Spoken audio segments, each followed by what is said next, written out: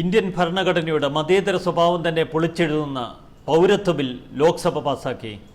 പാകിസ്ഥാൻ, അഫ്ഗാനിസ്ഥാൻ, ബംഗ്ലാദേശ് തുടങ്ങിയ രാജ്യങ്ങളിൽ നിന്ന് ഇന്ത്യയിലേക്ക് കുടിയേറിയ മുസ്ലിങ്ങളല്ലാത്തവർക്ക് ഇന്ത്യൻ പൗരത്വം നൽകാനുള്ള പൗരത്വ ഭേദഗതി ബിൽ ലോക്സഭ പാസാക്കി. ഇടതുമുന്നണിയുടെയും കോൺഗ്രസ് അടക്കമുള്ള പ്രതിപക്ഷ പാർട്ടികളുടെ കടുത്ത എതിർപ്പിനെയും മറികടന്നാണ് ഈ ബിൽ പാസാക്കിയത്. കോൺഗ്രസ്, തൃണമൂൽ കോൺഗ്രസ് തുടങ്ങിയ പ്രതിപക്ഷ കക്ഷികൾ വോട്ടെടുപ്പിൽ പങ്കെടുത്തതുപോലുമില്ല. വടക്കു കിഴക്കൻ സംസ്ഥാനങ്ങളിൽ നിന്നുള്ള NDAയിൽ ഉൾപ്പെട്ട പാർട്ടികൾ പോലും ബില്ലിനെ എതിർത്തിരുന്നു. ഇന്ത്യൻ ഭരണഘടന തന്നെ പൊളിച്ചെഴുതുന്ന ബില്ലാണ് പൗരത്വ ബിൽ എന്നാണ് ആക്ഷേപം. പൗരത്വ ഭേദഗതി ബില്ലിനെതിരെ പ്രതിഷേധിച്ച് ആസാമിൽ നിന്നുള്ള അസം ഗണപരിഷത്ത് കഴിഞ്ഞ ദിവസം NDA വിട്ടിരുന്നു. പൗരത്വ ബില്ലിന്റെ പേരിൽ സംസ്ഥാനത്ത് കടുത്ത പ്രതിഷേധമാണ് അരങ്ങേറുന്നത്. പൗരത്വ ഭേദഗതി ബിൽ അവതരിപ്പിക്കുമെന്ന് കേന്ദ്ര സർക്കാർ അറിയിച്ചത് മുതൽ സംസ്ഥാനത്ത് വൻ പ്രതിഷേധങ്ങളാണ് നടക്കുന്നത്. അതേസമയം ബിൽ ആസാമിലെ ജനങ്ങൾക്കെതിരാണെന്ന ആരോപണം ശരിയല്ലെന്ന് രാജ്നാഥ് സിംഗ് സഭയിൽ പറഞ്ഞു. ഇത്തരത്തിൽ നടക്കുന്നത് വ്യാജ പ്രചരണങ്ങളാണെന്നും അദ്ദേഹം കൂട്ടിച്ചേർത്തു. 1955 പൗരത്വ നിയമങ്ങളെ പൊളിച്ചെഴുതുന്നതാണ് ഇപ്പോഴത്തെ പൗരത്വ ഭേദഗതി ബിൽ.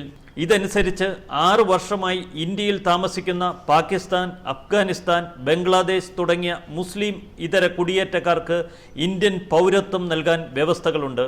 2014 ഡിസംബർ 31 മുൻപ് ഇന്ത്യയിലെത്തിയ ഹിന്ദു, സിഖ്, ബുദ്ധ, ജൈന, പാഴ്സി, ക്രിസ്ത്യൻ മതവിഭാഗങ്ങൾക്കാണ് ഇത്തരത്തിൽ പൗരത്വം ലഭിക്കുക.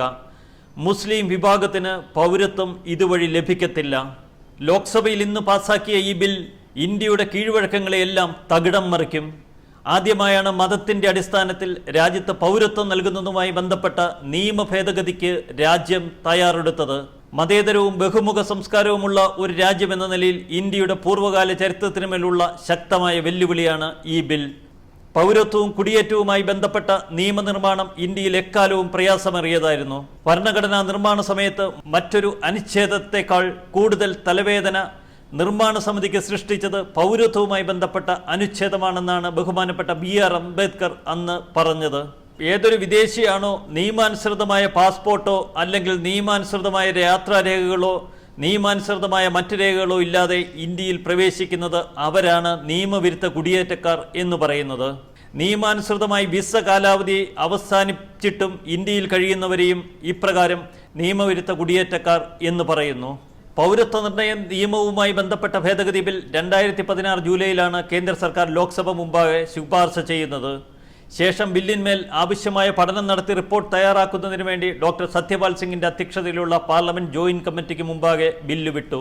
പാകിസ്ഥാൻ, അഫ്ഗാനിസ്ഥാൻ, ബംഗ്ലാദേശ് എന്നീ 3 ഇസ്ലാം ഭൂരിപക്ഷ രാജ്യങ്ങളിൽ നിന്നുള്ള ഹിന്ദു, സിഖ്, ബുദ്ധിസ്റ്റ്, ജൈൻ, പാഴ്സി, ക്രിസ്ത്യൻ വിശ്വാസികളായ നിയമവിരുദ്ധ കുടിയേറ്റക്കാർക്ക് പൗരത്വം ലഭിക്കുന്നതിനു വേണ്ടി അവരെ യോഗ്യരാക്കുക എന്നതാണ് ഈ ബില്ല് കൊണ്ട് ഉദ്ദേശിച്ചത്.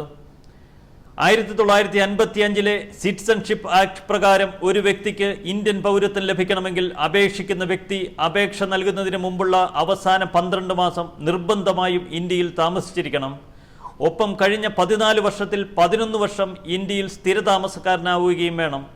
പുതിയ നിയമ ഭേദഗതി പ്രകാരം മേൽപ്പറഞ്ഞ 3 രാജ്യങ്ങളിൽ നിന്നുള്ള 6 മതത്തിൽപ്പെട്ടവർക്ക് 11 വർഷം എന്ന പരിധി ഇപ്പോൾ 6 വർഷമായി കുറച്ചിരിക്കുകയാണ്. നിലവിലുള്ള നിയമപ്രകാരം നിയമവിരുദ്ധ കുടിയേറ്റക്കാരനായ വ്യക്തികളെ ജയിലിലടയ്ക്കുകയോ സ്വരാജ്യത്തേക്ക് കയറ്റിവിടുകയോ ചെയ്യുന്നതാണ്. എന്നാൽ സെപ്റ്റംബർ 2015, ജൂലൈ 2016 മാസങ്ങളിൽ മേൽപ്പറഞ്ഞ രാജ്യങ്ങളിൽ നിന്നുള്ള 6 മതവിഭാഗങ്ങളിൽപ്പെടുന്ന വിശ്വാസികൾക്ക് പ്രത്യേക ഒഴിവുകൾ നൽകി. അപ്രകാരം പാകിസ്ഥാൻ, ബംഗ്ലാദേശ്, അഫ്ഗാനിസ്ഥാൻ തുടങ്ങിയ രാജ്യങ്ങളിൽ നിന്നുള്ള ഹിന്ദു, സിഖ്, ബുദ്ധിസ്റ്റ്, ജൈൻ, പാഴ്സി, ക്രിസ്ത്യൻ മതവിശ്വാസികളെ ആവശ്യമായ നിയമാനുസൃത രേഖകൾ ഇല്ലെങ്കിൽ പോലും ജയിലിൽ അടയ്ക്കുകയോ സ്വദേശത്തേക്ക് കയറ്റിവിടുകയോ ചെയ്തിട്ടില്ല. ലോക്സഭ പാസാക്കിയ പൗരത്വ ബിൽ അന്താരാഷ്ട്ര കുടിയേറ്റ നിയമങ്ങൾക്ക് ഘടകവിരുദ്ധമാണ്. തീർച്ചയായും വംശീയ വിദ്വേഷത്തിൽ അധിഷ്ഠിതമായ മനുഷ്യത്വപരമല്ലാത്ത ഒരു ബിൽ എന്ന് ഒരുപക്ഷെ ലോകരാഷ്ട്രങ്ങൾ ഇതിനെ വിമർശിച്ചേക്കാം.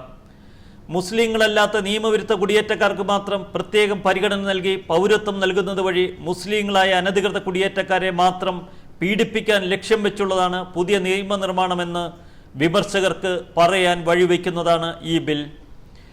ഇന്ത്യൻ ഭരണഘടനാ അനുച്ഛേദം 14 നഗ്നമായ ലംഘനമാണ് ഈ നിയമ ഭേദഗതി. എല്ലാ വ്യക്തികൾക്കും, പൗരന്മാർക്കും, വിദേശികൾക്കും നിയമത്തിന്റെ മുന്നിൽ തുല്യനീതി ഉറപ്പാക്കുന്നതാണ് അനുച്ഛേദം 14. മതത്തിന്റെ പേരിലുള്ള നിയമനിർമ്മാണം ഭരണഘടനയുടെ കടുത്ത ലംഘനമാണ്. ഭരണഘടനയുടെ അന്തസത്തയെ ചോദ്യം ചെയ്യുന്ന ഒന്നാണ് ഈ നിയമ ഭേദഗതി. നിയമവിരുദ്ധ കുടിയേറ്റക്കാരെ ഭേദഗതി ബിൽ അഭിസംബോധന ചെയ്യുന്നത് അഭയാർത്ഥികളായാണ്. എന്നാൽ അഭയാർത്ഥികളും കുടിയേറ്റക്കാരും രണ്ട് വ്യത്യസ്ത കാരണങ്ങൾ മൂലം ദേശാന്തര പലായനം നടത്തുന്നവരാണ്.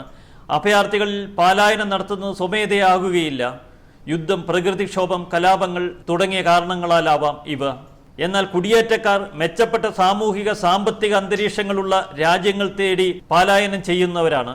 അതിനാൽ ഇവരുടെ കുടിയേറ്റക്കാർ, അഭയാർത്ഥികൾ എന്നുള്ള പ്രയോഗങ്ങൾ തികച്ചും ഘടകവിരുദ്ധവും ഭാവിയിൽ ആശങ്കക്കുഴപ്പം ഉണ്ടാക്കുന്നതുമാണ്.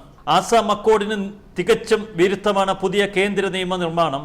1971 മാർച്ച് 27 ശേഷം ബംഗ്ലാദേശിൽ നിന്നുള്ള ഹിന്ദു മുസ്ലിം കുടിയേറ്റങ്ങൾ എല്ലാം തന്നെ നിയമവിരുദ്ധമാണ്.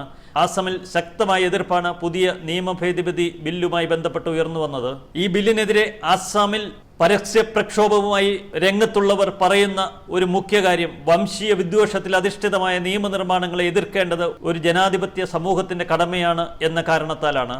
ആധുനിക കാലഘട്ടത്തിൽ ലോകത്ത് ഏറ്റവും അരക്ഷിതരായ മുസ്ലിം സമൂഹത്തോടുള്ള വംശീയ വേർതിരിവുകളായി ഈ ബിൽ വ്യാഖ്യാനിക്കപ്പെടും. ലോകരാഷ്ട്രങ്ങൾക്ക് മുന്നിൽ ഇന്ത്യയുടെ ജനാധിപത്യവും മതേതരവുമായ മുഖം നിലനിർത്തുന്നതിൽ ഈ ബിൽ പരാജയപ്പെടുകയാണ്. ന്യൂസ് ഡെസ്ക്, മലയാളി വാർത്ത.